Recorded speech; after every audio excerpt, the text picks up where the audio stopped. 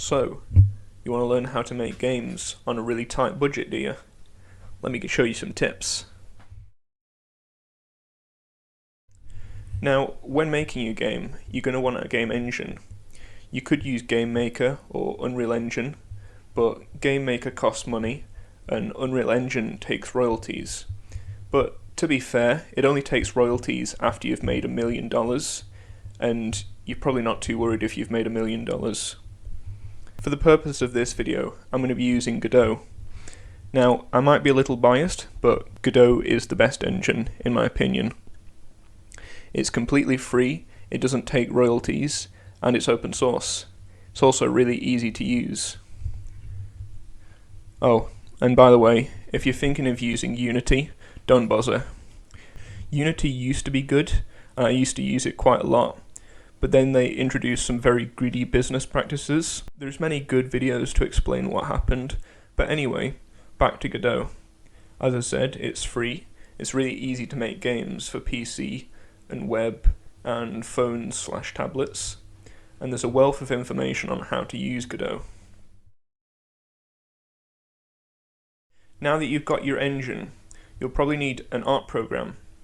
I use Piscal. It's a free pixel art program that can be used in your browser, and it's nice and simple, but you can also do a lot with it. Alternatively, you could use g.i.m.p. It's a powerful image editing tool that's similar to Photoshop, but it's free and open source.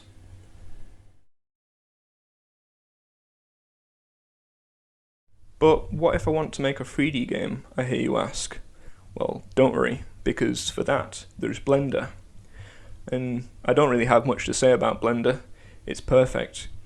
It's free, it's open source, it's really easy to use, and it does everything from modeling, texture mapping, animating, rendering. It's even got its own built-in game engine, for goodness sake. There's pretty much no other program that comes close to Blender, at least for free anyway.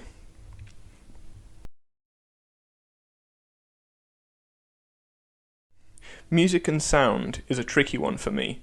I'm not very good at making music, but when I do, I usually use Beatbox. Beatbox is a free online chiptune program where you can make cool retro music, like something you'd hear on an NES or a Mega Drive. I also use it to make sound effects.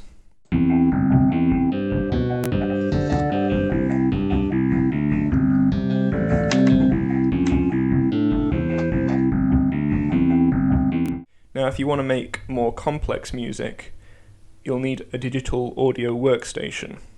There are a few free ones, like LMMS or Ardour. However, Ardour is only free if you compile the source code yourself, which can be a tricky process if you don't know what you're doing. Also, you can use Audacity, which is a free open source audio editor, to make sound effects for your game. The planning phase is also important.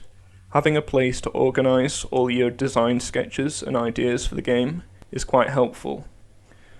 For some of my games, I just use Google Docs, which is convenient, and if you're working as a team, you can allow multiple users to read and make changes to the document, but other times I just like to be old school and use a pen and paper. Right, you've got your game, but I suppose you're going to want somewhere to put it. You could use Steam, and Steam would be a good idea, but Steam does cost £100 up front. Alternatively, you could put it up on itch.io, which doesn't cost anything up front, and you can choose what percentage of your game's revenue they take, which is pretty cool. Thank you very much for watching this video. If you liked it, make sure to like and subscribe, and comment what you thought of the video. The reason I wanted to make this video is because doing game development has had a really positive effect on my mental health, which is something that I struggle with, and just having a creative outlet to take your mind off things is really important. So if that's what game development is to you, or you're just wanting to get into game development. I just wanted to share some tips to make it a bit more accessible. Again, thanks for watching, and I'll see you in the next video.